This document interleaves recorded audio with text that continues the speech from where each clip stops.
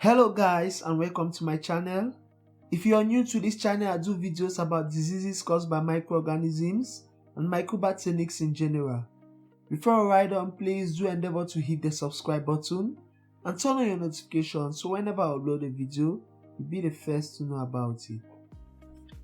In this video, I will be covering the following objectives: what is pneumonia, types of pneumonia, symptoms of pneumonia, causes of pneumonia, stages of pneumonia infection, pneumonia risk factors, complications associated with pneumonia, methods of preventing pneumonia, and how pneumonia can be diagnosed.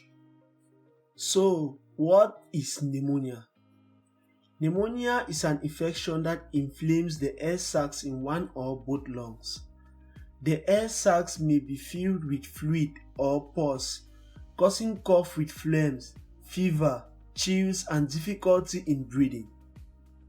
A variety of organisms including bacteria, viruses, and fungi cause pneumonia. Types of pneumonia. Based on where the infection is acquired, pneumonia can be classified into 4 types. Hospital-acquired pneumonia. This type of bacterial pneumonia is acquired during a hospital stay.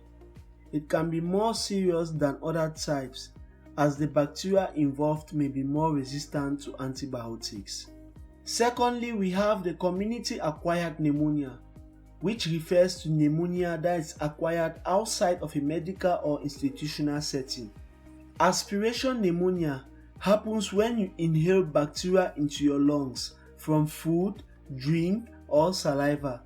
This type is more likely to occur if you have a swallowing problem or if you are too sedated from the use of medications, alcohol, or other drugs. Ventilator-associated pneumonia refers to pneumonia acquired from the use of ventilators. Symptoms of pneumonia: sweating or chills, nausea or vomiting, feeling of tiredness or fatigue, coughing that may produce mucus, chest pain that worsens when you breathe or cough. Children under 5 years old may have fast breathing or wheezing. Confusion or changes in mental awareness in adults aged 65 and older. Shortness of breath that happens while doing normal activities or even while resting. Causes of pneumonia. There are several types of infectious agents that causes pneumonia. We first take a look at bacterial pneumonia. The most common cause of bacterial pneumonia is Streptococcus pneumoniae. Other causes include Mycoplasma pneumoniae, Haemophilus influenzae, and Legionella pneumophila. Bacterial pneumonia can occur on its own or develop after you've had a viral cold or the flu. Bacterial pneumonia often affects just one part or loop of a lung. When this happens, the condition is called lobular pneumonia. Viral pneumonia. Respiratory viruses are often the cause of pneumonia. Some examples include influenza, respiratory syncytial virus, and the rhinoviruses.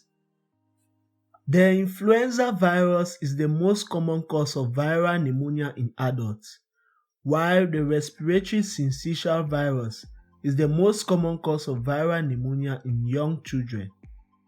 Viral pneumonia is usually milder and can improve in 1 to 3 weeks without treatment. Fungal pneumonia. Fungi from the soil or bed droppings can cause pneumonia. They most often cause pneumonia in people with weakened immune systems. Examples of fungi that can cause pneumonia include Pneumocystis jirovecii, Cryptococcus species, and the Histoplasmosis species. Stages of pneumonia infection. There are 4 stages of pneumonia infection, with the first being the congestion stage. This stage occurs within the first 24 hours of contracting pneumonia. During congestion, the body will experience vascular engorgement, intraalveolar fluid, and multiple bacteria. The lungs will be very heavy and wet. Capillaries in the alveolar walls become congested and the infection will spread to the hilum and pleura. During this stage, a person will experience coughing and deep breathing. The second stage is the red hepatization stage. This stage occurs 2 to 3 days after congestion. At this point, the lungs will be red, firm and airless with a resemblance to the liver. Alveolar capillaries will be engaged with blood and vascular congestion will persist. During the red hepatization stage, the alveoli will contain many erythrocytes, neutrophils, desquamated epithelial cells and fibrin. The third stage is the grey hepatization stage. This stage will occur 2 to 3 days after red hepatization and is an avascular stage. The lungs will appear to be a greyish brown or yellow color because of the disintegration of red cells. Your lungs will also appear to be paler and drier than usual. There will be a persistence of fibrin exudates during this stage. The final stage is called resolution. The resolution or complete recovery occurs when the exudate experiences progressive enzymatic digestion. This will produce debris that is eventually reabsorbed, ingested by macrophages, coughed up or reorganized by fibroblasts. Pneumonia risk factors. Anyone can have pneumonia, but certain groups do have a higher risk. These groups include infants from birth to 2 years old, people aged 65 years and older, people with certain chronic medical conditions such as asthma, cystic fibrosis, diabetes, or heart failure. People with weakened immune systems because of disease or use of medications such as steroids or certain cancer drugs. People who've been recently or are currently hospitalized, particularly if they were or are on a ventilator. People who smoke, use certain types of drugs, or drink excessive amounts of alcohol. People who've had a stroke, have problems swallowing, or have a condition that causes immobility. Complications associated with pneumonia. On position 1 we have bacteremia. Bacteria that enter the bloodstream from your lungs can spread the infection to other organs, potentially causing organ failure. Difficulty breathing.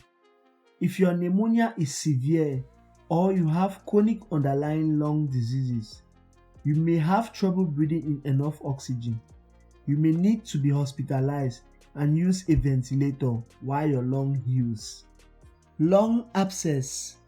An abscess occurs if pus forms in a cavity in the lung. An abscess is usually treated with antibiotics. Sometimes, surgery or drainage with a long needle or tube placed into the abscess is needed to remove the pus. Pleural effusion.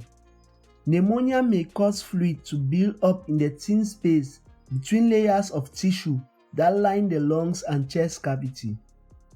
If the fluid becomes infected, you may need to have it drained through a chest tube or removed with surgery. Lastly, we have the acute respiratory distress syndrome. This is a severe form of respiratory failure. It's a medical emergency. How can pneumonia be prevented? Vaccination.